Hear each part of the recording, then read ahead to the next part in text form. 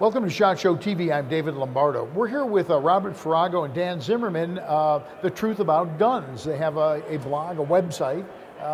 Tell us a little bit about that. It is the world's most popular firearms website. We do about 2 million unique readers per month. We cover everything to do with guns. If it has a trigger, we're on it. We're known for our gun reviews, independent, fair, balanced, and frank. So that's what we do. That sums it up. So there's a couple of really big issues right now that are, as far as shooters go, are in our headlines. One of them is silencers, and that has, in my own state, Illinois, we're in the process of trying to get that allowed in Illinois because it's not. So from a federal perspective, how's that looking right now? It's looking positive. There are two primary political pushes right now with a change of administration. One is going to be national reciprocity, and the other is the Hearing Protection Act, or the act that would remove silencers from the National Firearms Act, make it so you can buy them over the counter. Which, for people who are not familiar, one of the problems with that is it's a ghastly tax and paperwork nightmare. $200 each and a lot of paperwork and background check. So we're trying to do away with that. Exactly. Yeah. And how's that looking then? That one probably has a very good prospects. The national reciprocity is going to be a much heavier lift. States like California, New York, New Jersey are going to fight that one much harder. Hawaii, Maryland.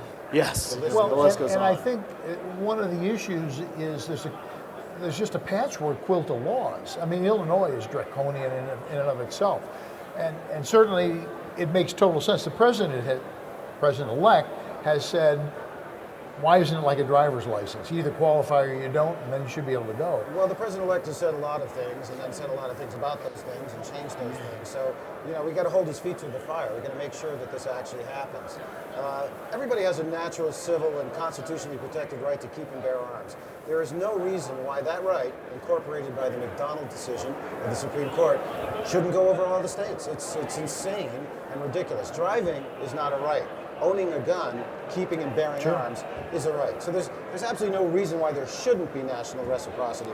But this is going to be one hell of a fight because the antis are going to go kicking and screaming. Absolutely. So hopefully they do go, though. We want them to go away. The interesting thing, though, is you're going to find some people on the gun rights side who object also. And the reason they're objecting is they're saying, why do we have to do this to begin with? We shouldn't have to do this. Well, there's a lot of things we shouldn't have to do. There are a lot of things, rights that have been, the right exists. There's been a lot of loss of our rights over the years through some major legislation, the Gun Control Act, for example. So we've got to roll it back. This is our opportunity. We have a great chance now to roll it back. And the Hearing Protection Act is the low-hanging fruit.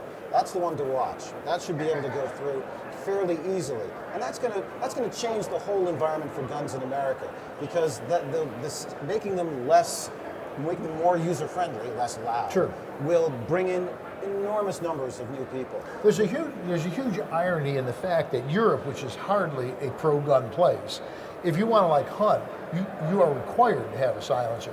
And then you come here and it's like it's a bad thing. You have to jump through a lot of hoops to get one. Yeah. Well, remember they originally did it so that rich landowners wouldn't have their game poached by people who were starving to death during the Depression. Exactly. Yeah. So it's $200, by the way, is the same it was back then. It was equal to what, $5,000? Yeah, back then it was confiscatory. Now it's a nasty. It's just a pain in the neck. Yeah, exactly. Right. It's a slap in the face. The suppressor industry will take off, though. This will help guns and gun owners all over the country. But correct me if I'm wrong.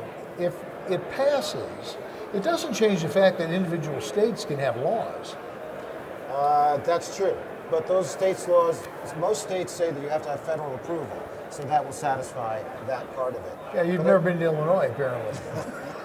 Federal approval doesn't really wait in Illinois. Oh, well, it's a long, hard fight to get our rights back. It is. What's your, go ahead, how do people find you? They go to thetruthaboutguns.com. That's where we are. We're on social media as well. We have a Facebook page. We have Twitter, Gun Truth, I believe, is our Twitter handle. They can find us on Instagram, or they can just come on down to Texas and visit. Down to Texas to visit. That sounds like a plan. The Truth About Guns. Check it out. For SHOT Show TV, I'm David Lombardo.